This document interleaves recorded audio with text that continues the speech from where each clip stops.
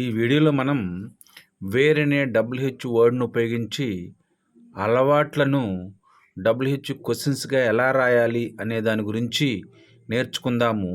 Wear అంటే ఎక్కడ, స్థలముల గురించి అడిగేటప్పుడు వేర్ అనే డబ్ల్యూహెచ్ వర్డ్ను ఉపయోగించి మనం క్వశ్చన్స్ అడగాల్సి ఉంటుంది. యూ డూ రైట్ లెటర్స్, ఇది పాజిటివ్ సెంటెన్స్ అన్నమాట.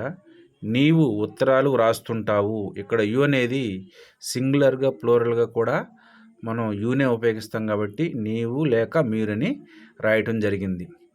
ఇంటరాగేటివ్ సెంటెన్స్, ఈ పాజిటివ్ సెంటెన్స్ని ఇంటరాగేటివ్ సెంటెన్స్గా మార్చాలంటే ఇక్కడ డూ, యు తర్వాత ఉన్న డూని సెంటెన్స్ మొదట్లో తీసుకొచ్చి రాస్తే ఈ పాజిటివ్ సెంటెన్స్ వల్ల అది ఇంటరాగేటివ్ సెంటెన్స్గా మారుతుంది.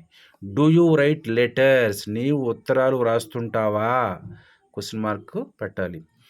దీన్ని ఈ ఇంటరాగేటివ్ సెంటెన్స్ని డబ్ల్యూహెచ్ క్వశ్చన్గా ఎలా మార్చాలంటే ఈ డూకి ఈ సెంటెన్స్ ఎదర అంటే ముందు వేర్ అనే ఒక డబ్ల్యూహెచ్ వర్డ్ను ఉపయోగించినట్లయితే అది ఈ ఇంటరాగేటివ్ సెంటెన్స్ వల్ల డబ్ల్యూహెచ్ క్వశ్చన్గా మారిపోతుంది. ఎలా అంటే where do you right letters, నీవు ఎక్కడ ఉత్తరాలు రాస్తుంటావు అని గా మారుతుందన్నమాట. దీని యొక్క స్ట్రక్చరు ఎలా ఉంటుందంటే where plus do plus subject I we you they. ఇక్కడ సబ్జెక్టు ఐ వి యు దేలు వచ్చినప్పుడు మాత్రమే ఇక్కడ డూ అనే హెల్పింగ్ వెర్బ్ను ఉపయోగించాల్సి ఉంటుంది.